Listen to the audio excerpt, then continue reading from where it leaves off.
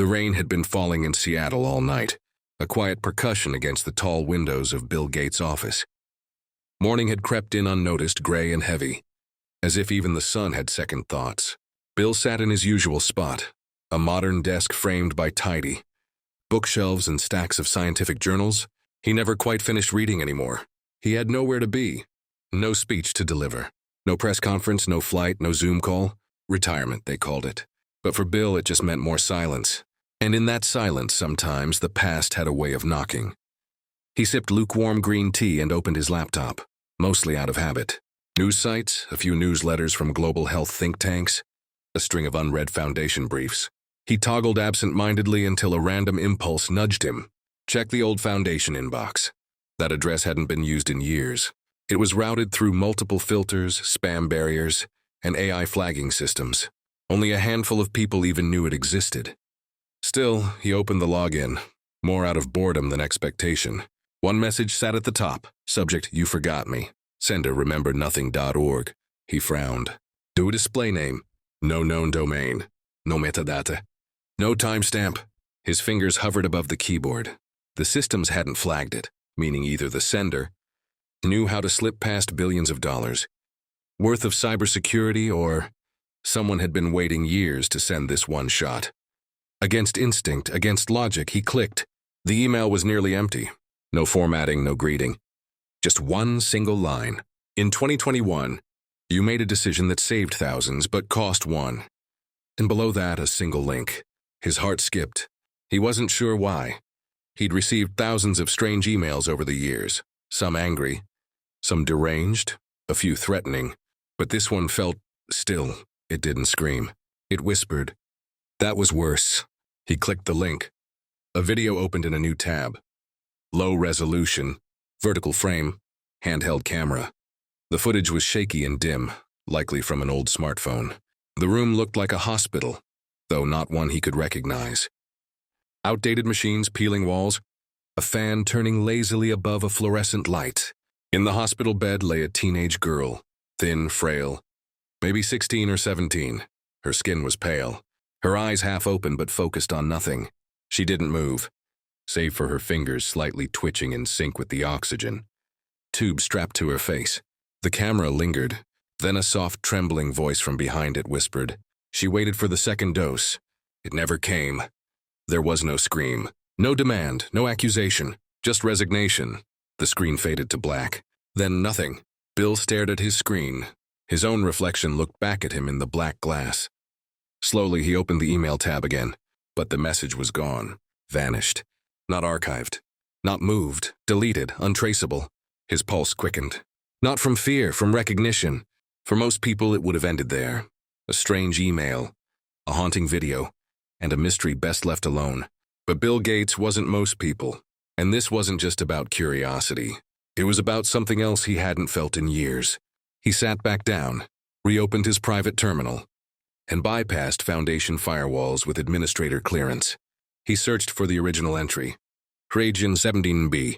One click deeper revealed the memo thread, a conversation between logistics leads, a UN partner, and one internal reply, short, efficient, final, approved, BG. He remembered that night in pieces. March 2021. A shipment of 8,000 mRNA, doses bound for a rural province in sub-Saharan Africa. The area had no proper cold storage. The infrastructure wasn't in place. There were debates, heated ones. In the end, they redirected the vaccines to an urban zone with higher population density and better chances of successful distribution. It made sense, on paper, but numbers were clean. Reality wasn't.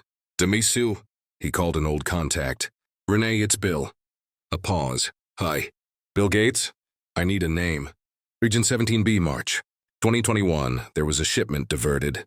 I need to know who was scheduled to receive that batch. Jesus, she muttered. That's from the pandemic era. You're talking 2.5 years back. Why? I got a message. I think someone died because of it. She was silent. Then, we kept handwritten logs back then. Some were scanned. Let me look. He paced. The Foundation's modern HQ was 5 miles away, but his private archive was better stocked. Over the next hour, he pieced together reports. Region 17B had been a cluster of villages across northern Mozambique. Sparse population, high infection risk, low infrastructure. A pilot program had begun, students and teachers first. One name appeared multiple times.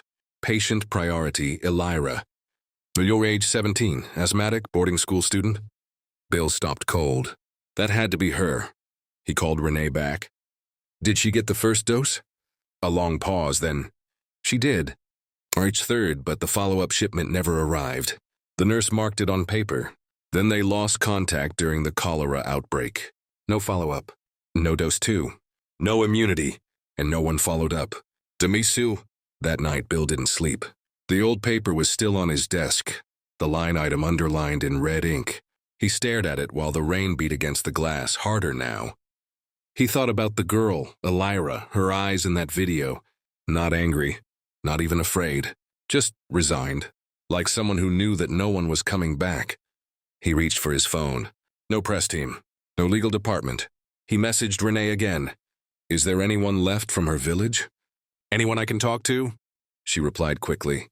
There's one. Her teacher. He moved to Maputo. I can get a contact. You want to go? Bill Gates looked at the screen, then at the empty tea beside him, and typed, Yes, book it. The streets of Maputo were louder than Bill remembered. Honking scooters, bursts of shouting from sidewalk vendors, and the pulse of a city still rebuilding itself after years of crisis. It was early afternoon. He stepped out of the modest black SUV wearing a pale shirt and no security detail by his own insistence. He didn't want this visit to be official. It wasn't a press tour. It wasn't philanthropy. It was something else. The driver, an NGO liaison named Paulo, walked ahead and nodded toward a metal gate. He's in there. Lives with his sister now. Retired, still teaches. Some local kids in the evenings. Bill exhaled. His shoes crunched over the gravel path. Inside, the teacher waited.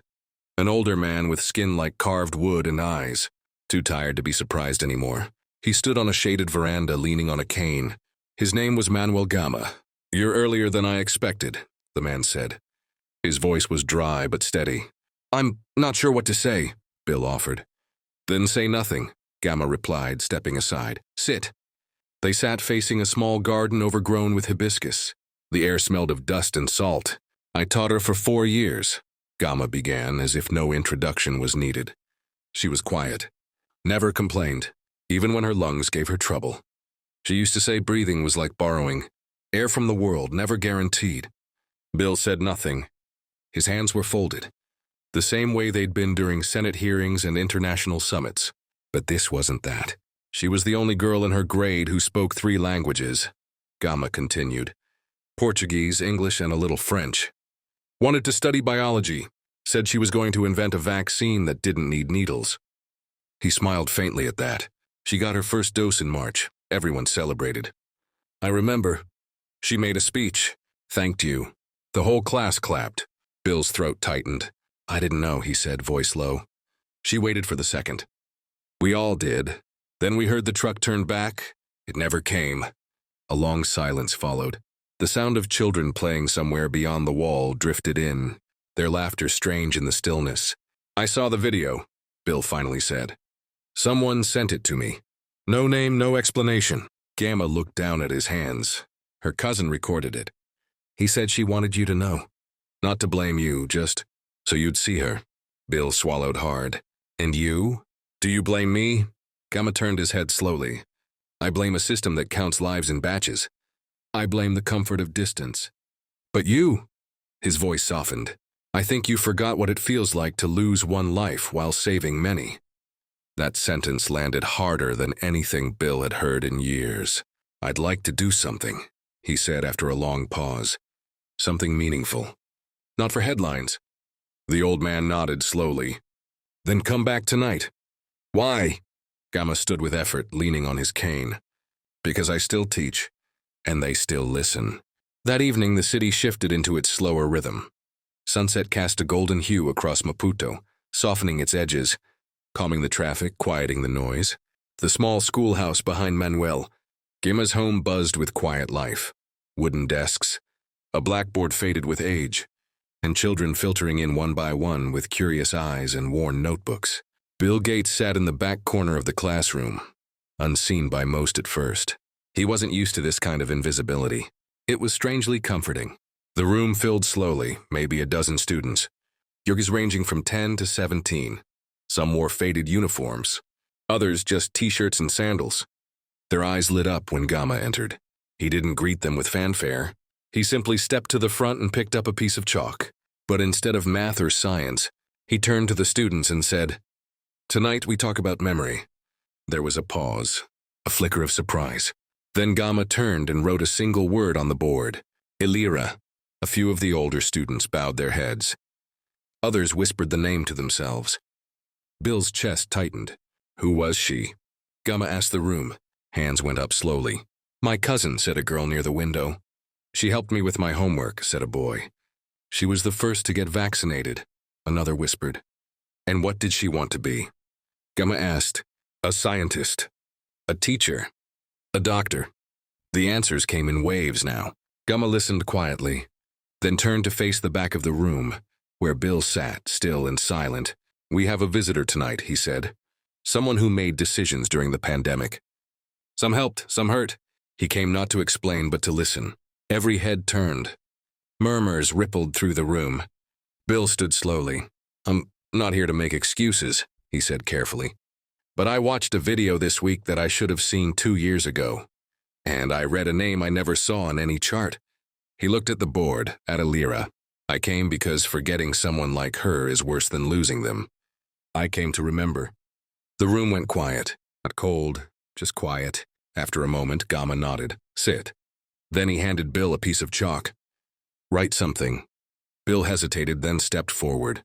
The chalk felt strange in his hand, foreign but familiar. He wrote beside Elira's name.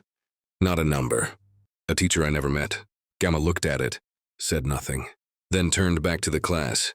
"Your homework," he said, "is to write a letter. Not to Elira, but for her. What would she have done if she were still here?" As the students pulled out paper, the room filled with scratching pencils and deep thought. Bill stepped outside, his heart heavy and strange. Manuel Gamma followed him out a few minutes later. "She still teaches," Gamma said simply. Bill nodded. "Yes, she does." 3 days later, Bill Gates was back in Seattle.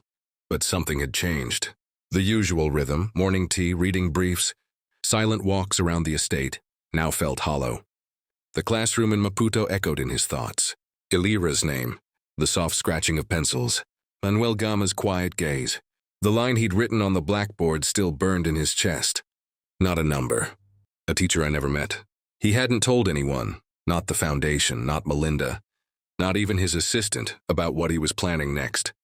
He just sat at his desk, opened a blank document, and began typing. It wasn't a press release. It wasn't a memo. It was a letter. "To Misu, to whom this reaches, my name is Bill Gates. You may know me as a businessman, a technologist, a philanthropist, but I want you to forget all that for a moment. I'm writing not as someone who makes global decisions, but as someone who made a mistake. In 2021, during the height of the COVID-19 vaccine crisis, I approved a redirection of resources away from a rural region in Mozambique. At the time, it made sense. Numbers said it would save more lives. The data was clean, efficient. But numbers lie, or rather they hide. They hide faces.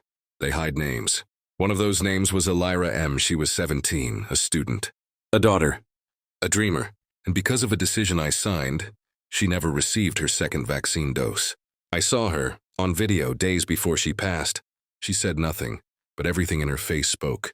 Not blame, not even anger, just truth. Quiet, unbearable truth. I write this now because I can't undo the decision. I can't bring her back, but I can refuse to forget her. I can make sure the system that let her slip away learns from her name, her story. This is not charity. It is memory. It is responsibility. There will be a foundation in her name, the Elira Fund. It will exist not just to deliver medicine, but to deliver justice in the form of attention, persistence, and presence. Her face will be printed on the walls of every field office. Her name will be in every logistics meeting, and in every corner of the system that failed her, she will be the one watching. Because she was not a number, she was a teacher I never met. And she taught me the most important lesson of all. You cannot save the world without seeing it. Bill Gates. Demisu. He printed it, folded it by hand, and placed it in a white envelope. No digital version. No announcement, not yet. He addressed it to one man, Manuel Gama. The next morning it was sent via physical courier. No media, no social posts. Just a letter, a promise, a beginning. 2 weeks later, Bill Gates stood quietly in a school courtyard, not unlike the one in Maputo. But this time it was in Chimoio, a central Mozambican town not far from where Elira had once lived. The local NGO had converted an old colonial building into a community center, a place for children to learn, families to meet doctors, and teenagers to chase dreams once paused by distance, war, or a missing shipment. At the far end of the courtyard, a small crowd had gathered. Students in uniforms, parents holding hands, officials from the Ministry of Health, and seated near the front Manuel Gama, his cane resting across his lap. There were no microphones, no press, only a plaque on the wall. The Elira Fund, for those who weren't seen but still taught us everything. Demisu. Bill stepped forward. He didn't give a speech. He didn't list numbers. He didn't mention billions, logistics, or his name. He simply read from a small card. This is not to fix the past. It's to honor it. This place will provide mobile vaccine units, education programs, and long-term community care. But more than that, this place remembers her. He paused, then looked at Gama. The old teacher nodded once, slowly. That was enough. Then the courtyard grew quiet. One by one, the children stepped forward. Not to shake Bill's hand or pose for cameras, but to pin letters onto a simple cloth board labeled, "If Elira were here." Some letters were long, others only a few lines. Some were funny, some were drawn in crayon. But all of them were addressed not to a memory, but to a presence. To a teacher who'd never stopped teaching. Demisu. Later that evening, as the sun dipped below the trees and the courtyard emptied, Gama and Bill sat again under the veranda, much like before. She'd have liked this, Gama said. I hope so. No, she would have. But more than that, she'd have expected it. Bill smiled. Sounds like her. She didn't believe in heroes, Gama added. She believed in effort. They sat in silence after that. No big revelations, no dramatic send-off. Just the hum of insects and the soft rhythm of a country remembering. Demisu, back in Seattle. A photograph was hung in the foundation's main hallway, right, near the global response wing. It wasn't a picture of Bill, not of Gama, not of buildings or money. It was a photo of Elira, sitting in her classroom, laughing, her hand half raised as if about to ask a question. And next to it, engraved into the wall, "You cannot save the world without seeing it."